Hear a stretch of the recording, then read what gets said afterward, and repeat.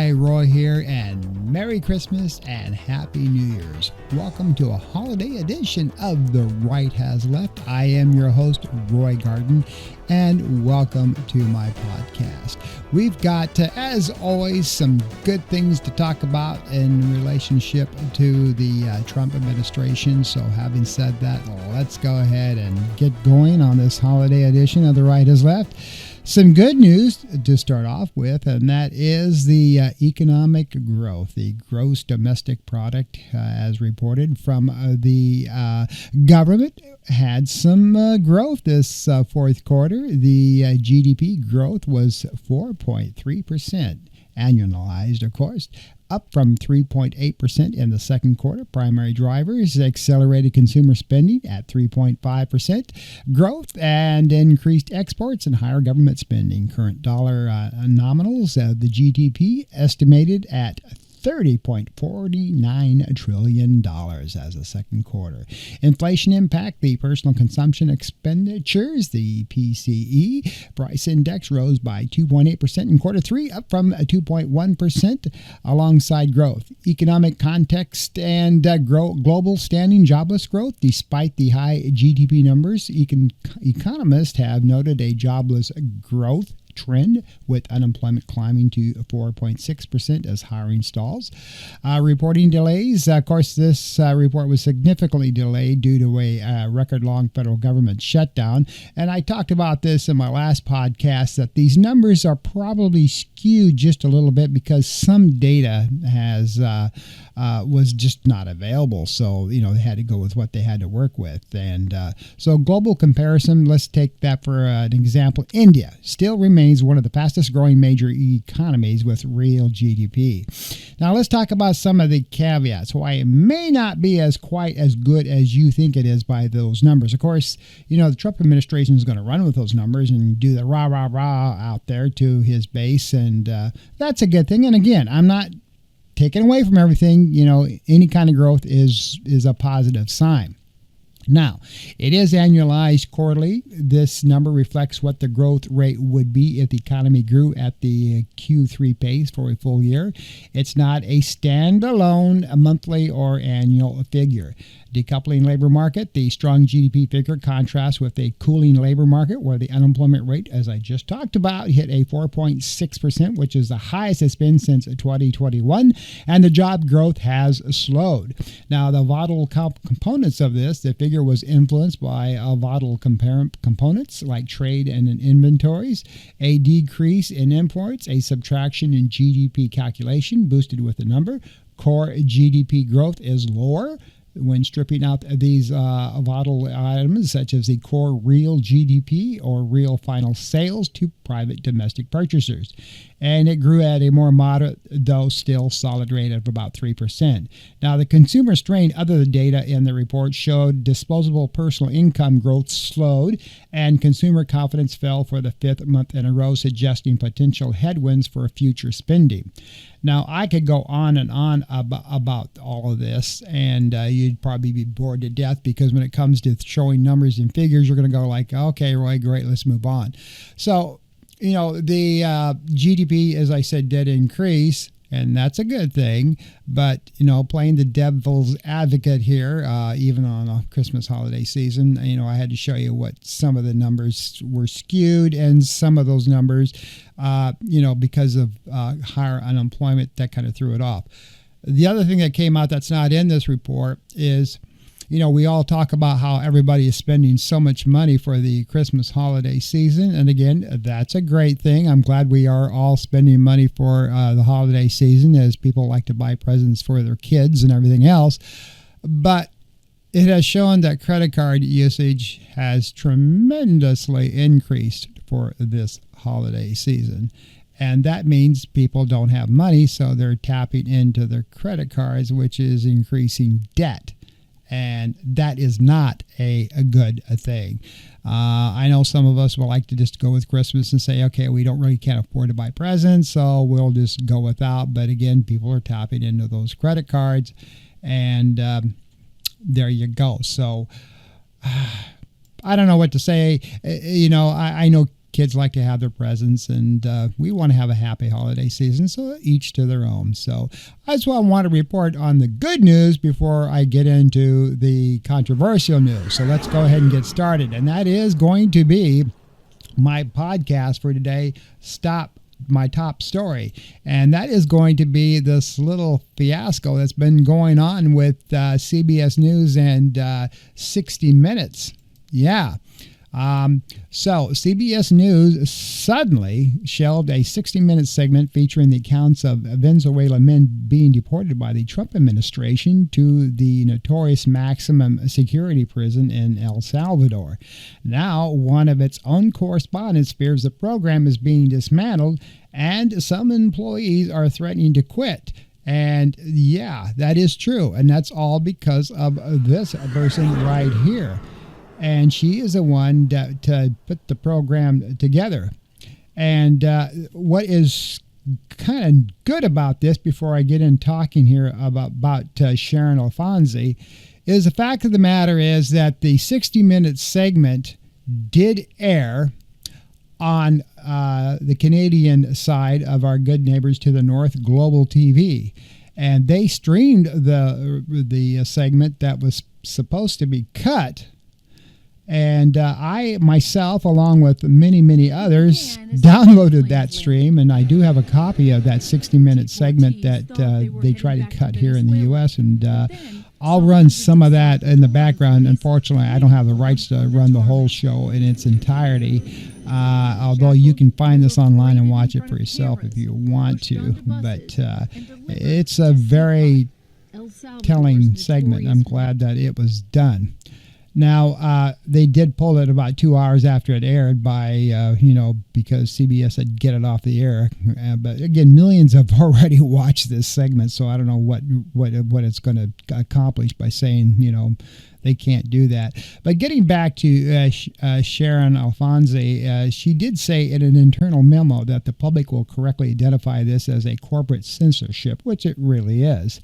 According to Alfonsi and some CBS sources who spoke with some other reporters on condition of, hey, don't mention my name here.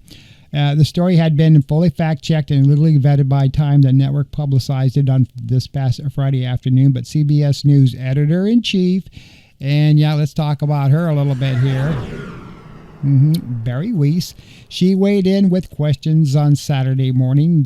Some sources said Alfonsi said Weiss spiked the story. One of the main issues Weiss raised was the lack of response from the Trump administration to the reporting. Now, according to Alfonsi, we requested responses to questions and or interviews with the Department of Homeland Security, the White House, and the State Department. However, Stephen Miller, and even Stephen Miller is getting in on this. We all know who this guy is. Stephen Goebbels Miller. Kind of looks like Goebbels, doesn't he, a little bit?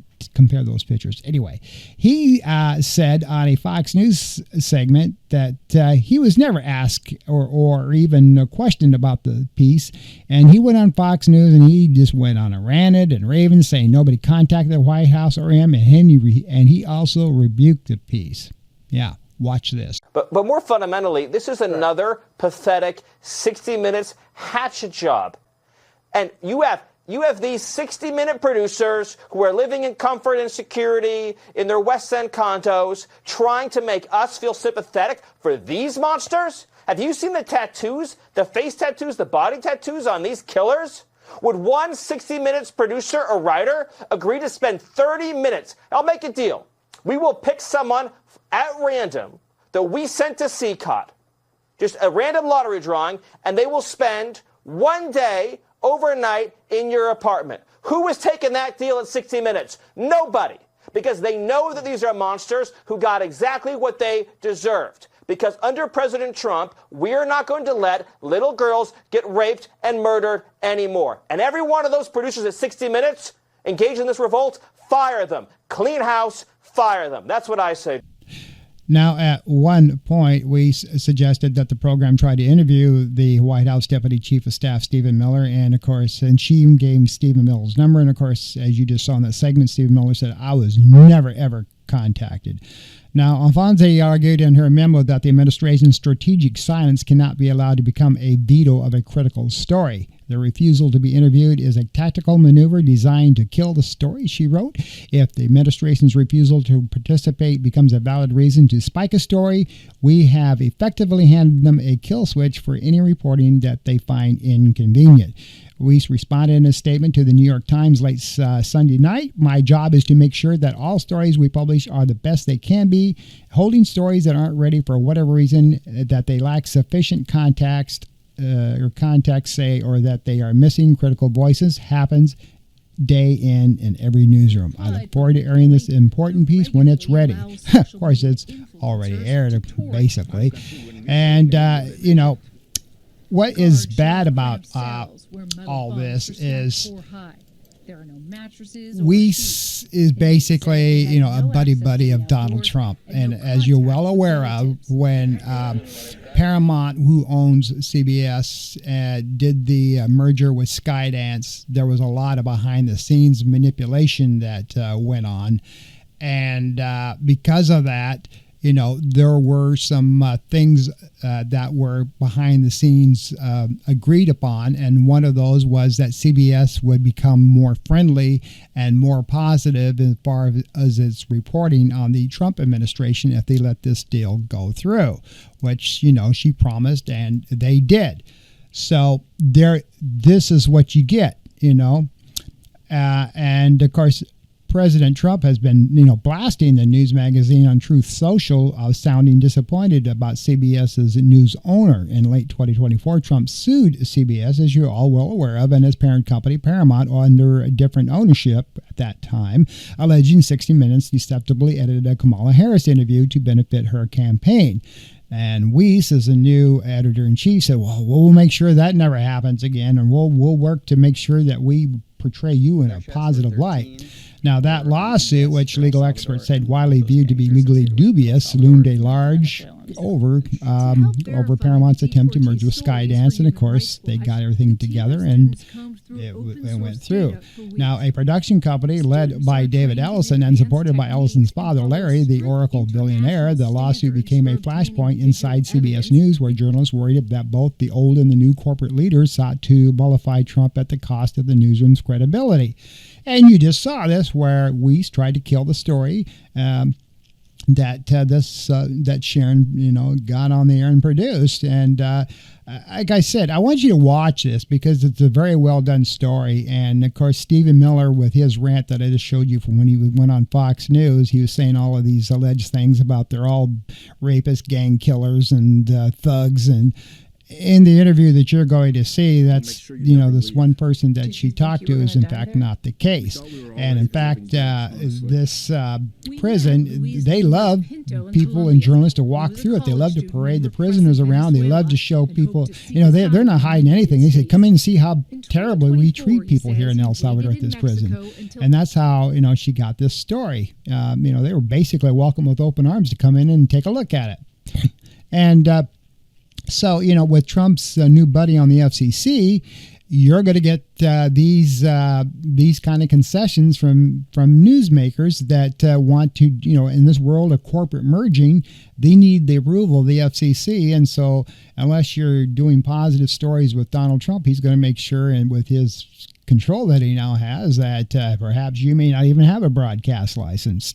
It's no secret Trump wants a state-controlled media. He wants everything to be positive about him or don't air it at all. And so, again, when they required Weiss to start up the Free Press for $150 million and installed her as editor-in-chief related to this takeover that she did, she started, putting her thumb down on a lot of the news stories that CBS News and 60 Minutes produces. And so it's sad that we have come to this day and age that we are going to be looking at state-controlled media. The freedom of the press is basically slowly dissipating. Your First Amendment rights are slowly dissipating. And I didn't talk about this. It's not on my agenda, but I'm going to bring it up right now. As some of you are all aware of now, TikTok has now been agreed upon and sold to U.S. entities who, in turn, will be controlling 50% of TikTok. And so you're going to be seeing a lot of the content that you are now seeing on TikTok probably being suppressed or not to be allowed, or they'll say you can't talk about that, you can't run that, or you can't put that on there. So we're going to make sure that you don't, and we're going to take all of that down. So that's going to happen with U.S. control of TikTok. So people are going to be looking for other platforms probably here very shortly. All of this is going to be happening in the next couple of months where U.S. control of TikTok now takes over. So again, another platform.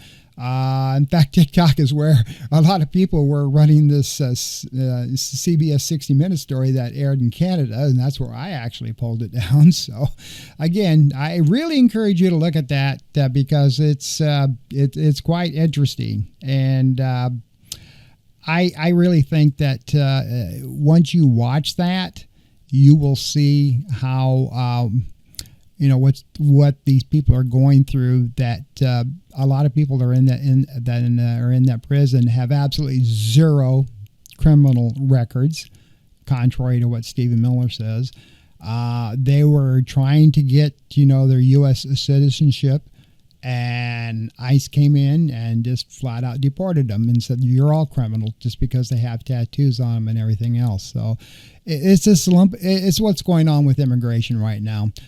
When they're told to pick up 3,000 people a day, they sadly are just taking anybody and everything and loading them up and not checking them and just shipping them out because of the color of their skin or whatever the case may be. And that's one thing that I hope as we go into this new year, some changes are going to occur, because not every single person is a criminal. Not every single person is a rapist. Not every single person is a thug. Not every single person has mental deficiencies. Not every single person has committed a crime. And but they don't care. So. Let's pray 2026 turns out to be a little bit better year. In other news, let's talk about a recent press release that President Donald Trump had when he went and announced that the U.S. will now commission a new series of heavily armed Navy battleships, of course, named after himself, as part of a revamped Golden Fleet. And, of course, he's going to start constructions on these pretty quick, at least for two of them. And on this, they are going to be called the Trump-class USS Defiant ship, which will be equipped to carry an array of weapons, which is expected to begin very soon, with Trump saying the first vessels will be operational in 2.5 years. Aha! Well, we'll have to wait and see. Watch this quick segment. As Commander-in-Chief, it's my great honor to announce that I have approved a plan for the Navy to begin the construction of two brand new, very large, the largest we've ever built, battleships. You used to build the Iowa, the Missouri, the Wisconsin, the Alabama, many others. We had big battleships. These are bigger, but they will have 100 times they'll be 100 times the force, the power. They'll help maintain American military supremacy, revive the American shipbuilding industry, and inspire fear in America's enemies all over the world. We want respect. We're going to have it. We already have it. We're more respected now than we ever were. We envision that these two ships, we're talking about 10, but we're going to start with 2, and we're going to quickly morph into 10. And ultimately, we think it's going to be anywhere from 20 to 25 of these. Now, the announcement is part of a larger planned expansion of the U.S. Navy by President Trump in both manned and unmanned vessels, including larger missile-armed warships and smaller vessels. Now, Trump said he approved the construction of 2 of those new battleships, as you saw in that report, with a plan to build up to 25 of them. They'll be the fastest and the biggest and by far 100 times more powerful than any battleship ever built. And once completed, Trump said the armed vessels would be equipped to carry hypersonic and extremely lethal weapons and would be the flagships of the United States Navy. Trump, who spoke while flanked on both sides with posters of renderings of those Trump-class ships, said the vessels would be built domestically and their construction would create thousands of jobs. And according to a recent interview with the Wall Street Journal, what Trump had specifically asked for was big, beautiful battleship types as part of the fleet, which he, of course, seems to be getting. And he's going to get plenty of support to have them built. Now, there are some other vessels being based with the U.S. Coast Guard. They're going to be called Legend class national security vessels, and they're going to be built by the Navy for the Coast Guard and to ramp up protection of our borders for those drug smugglers. And those also are going to be deployed to the Red Sea and the Caribbean, making sure that their requirements will be met. And they're going to be small surface combatant inventories. It's just right now it's just a third of what they say they have, and so they do need to increase their vessels, especially in the U.S. Coast Guard. Now, a similar vessel, the Constellation class frigate, which Trump approved during his first term in the office, back when he first was in his first term, that got canceled in 2025 after repeated delays and cost overruns. Now, only 2 ships were reportedly expected to be delivered after approximately $2 billion was spent on the project. We used to make so many ships, Trump said in March, now we don't make any of them. We got to get back in building ships really, really quick. So he said. And of course, the drawback on these, it's going to probably take a long time to get these ships built, especially when they're at 30,000 or 40,000 tons in their weight. And of course, he even wants them larger than aircraft carriers. Now, warships, as we now know them, typically have been, put on the back burner because they're slow. They were basically built at the time to operate in more shallow waters, and we have such increased technology today, like with drones and things. Battleships, as Trump is envisioning these, really don't serve the purpose that they once did. Now, if he wants to come up and create these new technology advanced battleships, then so be it. But that's why the Navy really stopped building them. Now, recent administrations in both parties have flaunted these, these battleships because Trump's just trying to make a political point. Because of the billions and billions of dollars that it's going to take to build them. He's already got a high deficit running with his big, beautiful bill that, the national debt has just skyrocketed because of his big, beautiful bill, although, he says he wants to save money. So we... Again, the Navy has questions about this. Number one is the cost to actually build them and how fast they can be built. Trump has, said a lot of things, but, what the Navy has got concerns about is his name. He wants to have his name on anything and everything because he feels he's such a great, wonderful guy. As you know, all battleships, all ships that the Navy has out there that, we have here in the United States, they're typically named after states like the USS Wisconsin, the USS Arizona, the USS Maine. Most of our warships have names that come after states. They call all of these ships Trump ships because they're the Golden Fleet. Even the Navy behind the scenes has told reporters, so we will, again, if they ever get built, wait and see what they actually will be named, if they'll ever get built within this president's term, because he's only got 2 years left. And whether his legacy be carried on, be called, the USS Trump or whatever they may be, we will basically have to wait and see what happens. Yeah. So let's move on to the Epstein Files. So this is also in the news. As you're well aware of, the Justice Department on Tuesday released a large trove of records related to Jeffrey Epstein, including allegations about the late financier's ties to President Donald Trump. The release, by far of the Justice Department's largest, is in its effort to comply with the Epstein Files Transparency Act, included the most new information, along with claims about Trump that the department said are unfounded and false. Yes, so they say. So, the reason they say this is because they want to protect the president. And both Pam Bondi and her Undersecretary Todd Blanche are, of course, now under fire because they say they are delaying those files. They're playing politics, and they're charged by many Democrats and some Republicans for heavily redacting documents when they, in fact, are supposed to be transparent. Now, one of the newly released emails published Tuesday claimed that flight logs showed Trump flew on Epstein's planes at least 8 times in the 1990s, including once with an unnamed 20-year-old woman. Of course, that name was redacted, as it should be. The email, which a federal prosecutor in New York sent in January 2020 to an undisclosed person, says, for your situational awareness.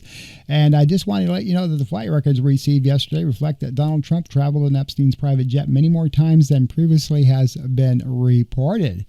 And we just want to bring that to your attention. And they also said that this report, including a period of time when we are expecting to be charged Maxwell, and of course you all know Ghislaine Maxwell, she was in fact charged and she was indicted. And in July of 2020 on federal sex trafficking charges, she was found guilty and was serving, in fact is still serving, a 20-year prison sentence, although she's now in a real cush cell in Colorado with her little dog and getting about anything that she wants because she did some private conversations with the present Justice Department. And in turn for her conversations, they agreed to make her stay a little bit more comfortable. And she, in fact, is enjoying the high life now while she's in prison. Now, that email did say Trump, who at the time was serving his first term as president, is listed as a passenger on at least 8 flights between 1993 and 1996, including at least 4 flights on which Maxwell was also present. He is listed as having traveled with, among others, and at various times, Marla Maples, his daughter Tiffany, and his son Eric. On one flight in 1993, he and Epstein are the only 2 listed passengers. On another, the only 3 passengers are Epstein, Trump, and then another 20-year-old woman, which we just talked about. And on other flights, 2 other passengers, respectively, were women who would be possible witnesses in a Maxwell case. The names of both the sender and the recipient were redacted. Now, about this redaction. As you're well aware of, if you've been following any social media, there have been several hackers, young people, especially founded on TikTok and others, who have learned to unredact the redacted files because they weren't securely done so properly. And one of the alleged files that got unredacted is this one. Now, I'm not going to read it. You can read it for yourself. And I'll leave it up there for a little bit. We don't know if, of course, this file is legitimate, whether it's real or whether it's fake. I'm just putting it out there for you to see about how this hacker allegedly unredacted a redacted file. So, and there are some other files that others have proven are real, and they got unredacted. And again, it's the rush of the Justice Department to get this stuff out there that this probably happened. So, and again, I don't know if that file is authentic or fake or whatever. We just don't know. The Justice Department has already put out a disclaimer that many of these files are not real, that they have within their possession. They are fake. How they know that, I don't know. There has been one file that was put out there that after people went through it was proven to be fake because the signatures didn't match up and the post stamp, and I'll be talking about that in just a second. But again, we also need to fully put a disclosure out here that everything I am saying is the President Trump has never, ever been charged or alleged to be charged or alleged to have done anything wrong with his name being associated with these files. As the same with former President Bill Clinton. Of course, the Republicans are showing a lot more pictures of him than of Trump. But again, even Bill Clinton has never, ever been charged with anything in his relationship with the Epstein Files. So all of these people are innocent until proven guilty in a court of law. So even with the stuff that I just showed you, doesn't mean Trump done anything illegal or wrong, okay? So always keep that in mind as we talk about these Epstein files. Neither Trump, Bill Clinton, or anybody else has been charged with any crime, all right? So no wrongdoing. White House official about the emails and everything else has said talk to the Justice Department, talk to Pam Bondi or Todd Blanche, see what they got to say about this. Because a lot of reporters are going to the White House. You got any comment? You got any comment? And they go, no, we don't. So the department did post earlier on X that they acknowledged that there were multiple references to Donald Trump in the latest document dump, and some include untrue and sensationalist claims, I just said. And, when you're doing 30,000 pages dumps and trying to, redact a lot of those things, that's what's going to happen. And again, these are unfounded claims, and I just said that. So do keep that in mind. Some of these PDF files and videos that are coming down may not, in fact, be all that they seem to be. Now, and again, this is what I want to point out in showing you about some of the stuff being fake. Now, there was supposed to be a note that was signed by J. Epstein addressed to Larry Nassar. This was in the news. The sports doctor who was convicted of sexually abusing numerous girls and women in his care. Nassar, 62, is serving a prison sentence of 40 to 175 years behind bars. An envelope also released in the same batch before had a postmark of August 13th, 2019 at a U.S. Postal Service facility in Northern Virginia, 3 days after Epstein died in his jail cell in New York City while he was awaiting trial on sex trafficking charges.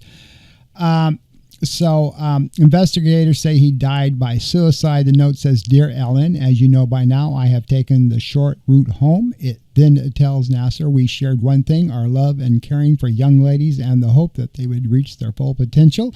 The note then says that our president also shares our love for young and noble girls, and then bemoans that he and Nassar have been locked up. Life is unfair. The note concludes the envelope was marked "Return to Sender" and sent back to Epstein's jail because Nassar no longer is at the facility to which it was mailed. Another document shows the FBI requested a handwriting analysis to confirm it was Epstein's handwriting, but it does not include the results.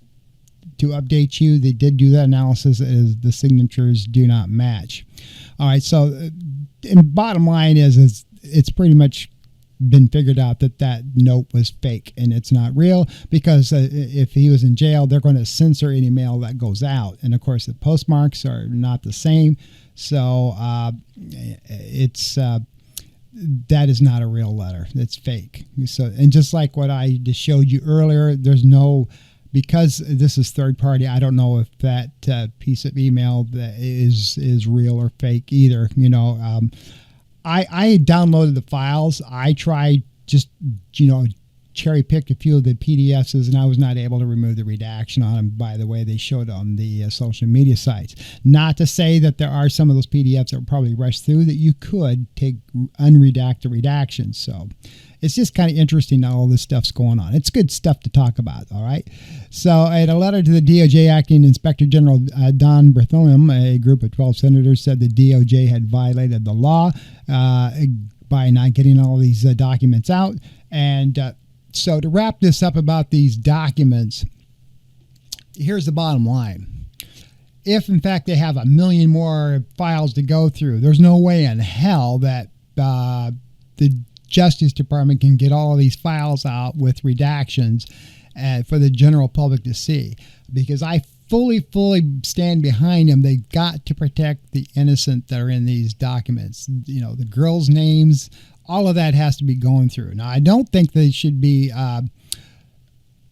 redacting public images names like, President Trump, Bill Clinton, or anybody else. The victims, yes. Everybody else, there's supposed to be transparency.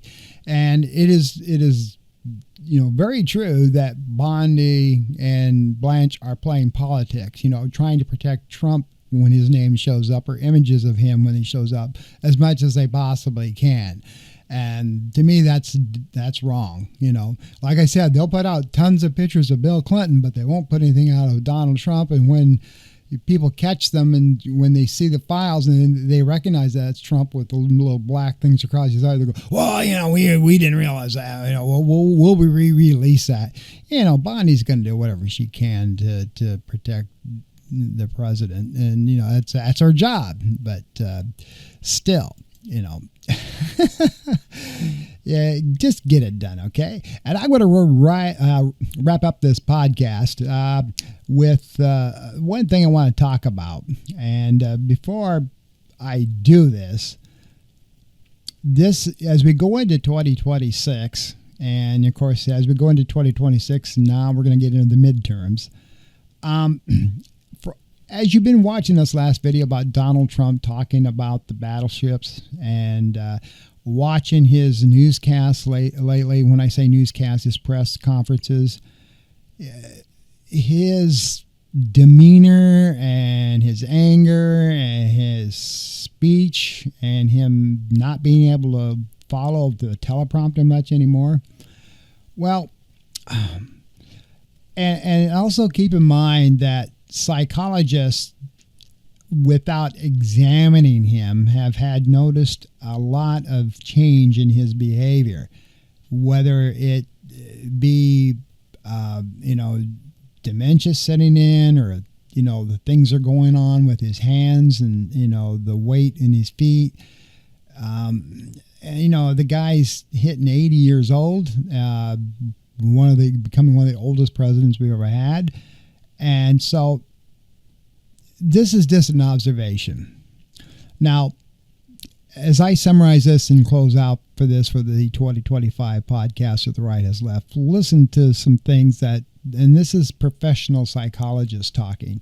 And I myself, I'm not a professional psychologist, but I've had over 40 credit hours in psychology, and my degree is entrepreneurship and business. Okay, and that's on top of my degree in broadcast journalism. So I know a little bit about what psychologists are talking about. So key traits observed, and this is, of course, I want you to keep in mind, this is an op-ed, all right? This is just me talking. This is a commentary, all right? So keep that in mind, but it's important that I get this out. Key traits observed in public behavior, which are observed by some commentators and some mental health professionals, point to the following behavior patterns as potentially aligning with psychopathic people or related traits thereof. And what do psychopathic people have? They have lack of empathy, and they have unconcern for people that they have injured. They are habitual liars without shame or guilt when caught, impulsively and inconsistent in the decision-making, aggressive and manipulative behaviors with a drive to dominate. They have lack of shame or guilt, making it easy to deceive and divide. They have disregard for facts and evidence. They often use exaggerated and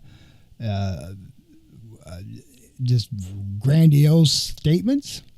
They ultimately, while many are trained professionals, observers see this person's behavior as consistent with being on the lines with being psychopathic. The question of whether he is a psychopath does not have a definitive, universally agreed upon answer from the clinical community due to professional ethical guidelines and the lack of a direct evaluation. Now, you need to understand that that is true.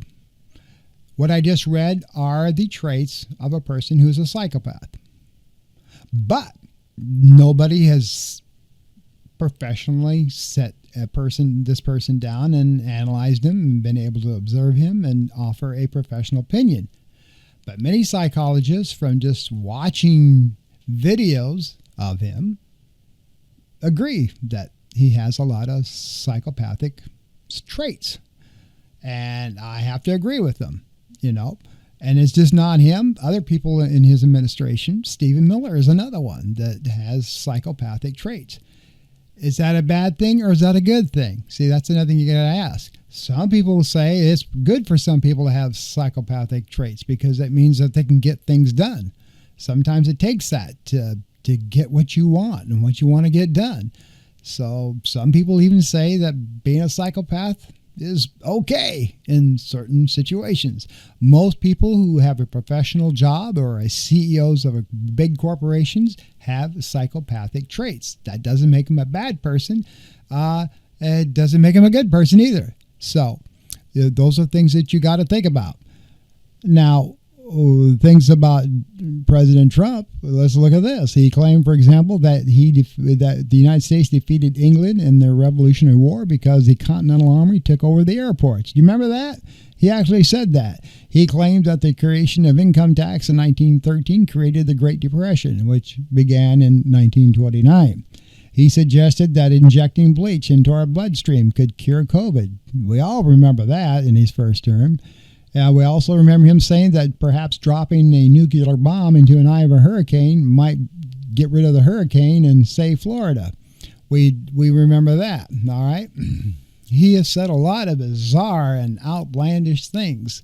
And this clip that I showed you where he wants to build these Trump battleships. He had a hard time reading the notes and saying things, and when he can't understand what he's reading, he just goes off and starts doing this and and just making up shit. So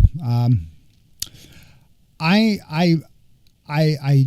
have concerns for our president. I really do. And as we go into 2026, pay attention to his physical demeanor and his behavior. And in fact, I literally pray for our entire country as we go into 2026. Let's hope that we have some changes during the midterms, at least with the House of Representatives, so we can gain back control. Because right now, the whole purpose of this country of having a Republican and a Democrat is called checks and balances. The Senate and the House of Representatives are there for checks and balances of the president. And right now, because of this Supreme Court that we have, which also should have checks and balances, but they always have the final say, they have given this guy so much power that and the things and the loopholes that he's got some smart attorneys on his side that find these loopholes. He's not doing this all on his own. He's got some people behind the scenes that are really pulling the strings, and to give him all the power that he wants, saying, drug runners are terrorists, so that using the word terrorist gives him the authority to put our military out there and doing what they're doing, even in international waters. Rounding up all these immigrants, using the word terrorist. That's how he's getting around all that without Congress approving one damn thing.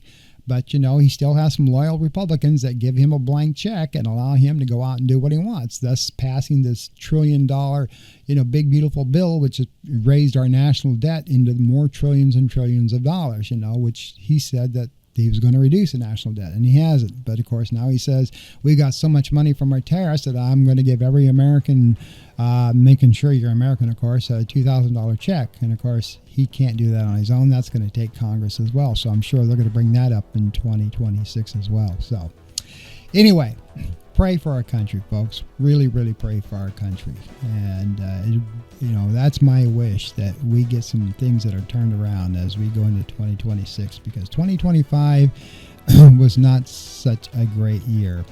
So many people have suffered, and they hadn't need to be. And God bless you all. Thanks for watching my podcast here on The Right Is Left. I look forward to you enjoying my podcast as we go into the new year. I hope and pray that you had a good Merry Christmas and that you will have a good New Year's. And until then, you try to have a good week. This is Roy Garden. Happy New Year.